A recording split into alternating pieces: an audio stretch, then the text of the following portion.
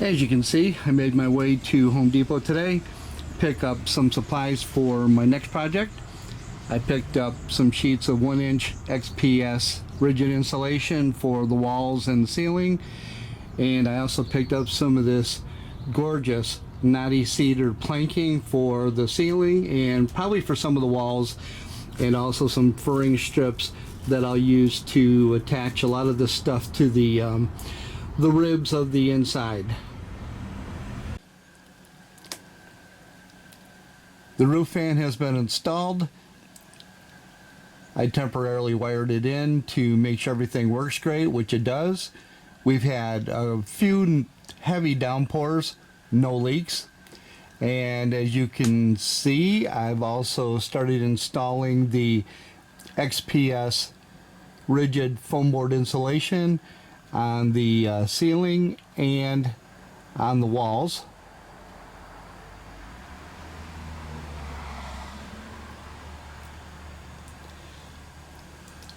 I haven't done much videotaping as far as the installation of the XPS because I wanted to spare you that screeching noise that it makes.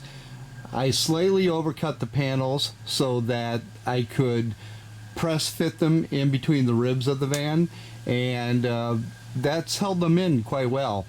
And I had a few rolls of the self-adhesive foil tape, and obviously I've used them here to try to cover the seams and seal those up. And in behind there though, I went ahead with some spray foam and let that all expand, and then I just trimmed off the excess before I did all this. This one I've left open because I'm planning on putting a counter in here, and I wanted to have room to run some 110 volt wiring down through here because I'll eventually put in an outlet. After I get the wiring run down through here to where maybe I'll run it through conduit or something like that, then I'll go ahead and I'll spray foam in the rib itself and then cover it entirely with the foil just like I did here. Most of the interior has been covered with the 1-inch XPS rigid foam, and I guess the next step is going to be to install some furring strips, and then I can start on the ceiling. I think I mentioned before that this is the knotty cedar planking that I'll be using on the ceiling and what I'll be using on probably some of the walls. It should be pretty easy to work with. It's a package of 6 pieces, and it's a 1/4 inch thick, 3.5 inches wide, and 8 feet long. Here's just a little update. As you can see, the XPS rigid foam insulation has been installed in the walls and the ceiling, and I've taped over the seams with self-adhesive foil tape, and I've installed the furring strips. And the other thing is, I have installed the cedar planking up on the ceiling. It looks awesome, and it's too bad we don't have smell-o-vision because it smells awesome. Every time I open the door, I'm greeted with the scent of fresh cedar. I have installed my LED puck lights, and as you can see, I've also got the trim installed for the roof vent.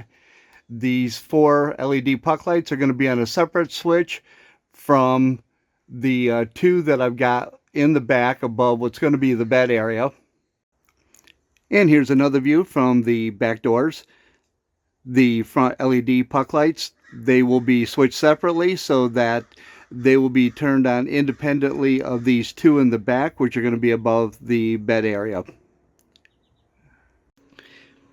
And this is what I use to attach the cedar planking to the furring strips. And in case you're wondering why I went with a sheet metal screw instead of something like a sheetrock screw or wood screw, these were the only things that I could find that were 3/4 of an inch in length and had a flat pan head. I wanted something that was going to lay flat against the cedar planking, and I wanted something that was still going to be long enough to grip, but I didn't need anything that was going to penetrate any further than 1/2 inch. And with the cedar planking being only 1/4 inch thick, these kind of did the trick. Some of those in the package have been spray painted black, and that was so I could continue with my black on the natural wood contrast, and I think it came out great. And just like the trim on my vent fan and on my LED puck lights, you'll see that painting the heads of the screws also carry the theme along when I attach the cedar planking to the furring strips. And now that my LED lights, my vent fan, and the cedar planking has been installed, I guess I'm all set to go on to the next project. A big thank you to my current subscribers for sticking around with me, and welcome to any new subscribers. If you're not a subscriber, please consider subscribing because I have a lot more going on with this van build. And as usual, if you would, smash that like button because we know it helps with that YouTube algorithm. Feel free to leave a comment. I try to get back to everybody as quickly as I can. And a big thank you for watching.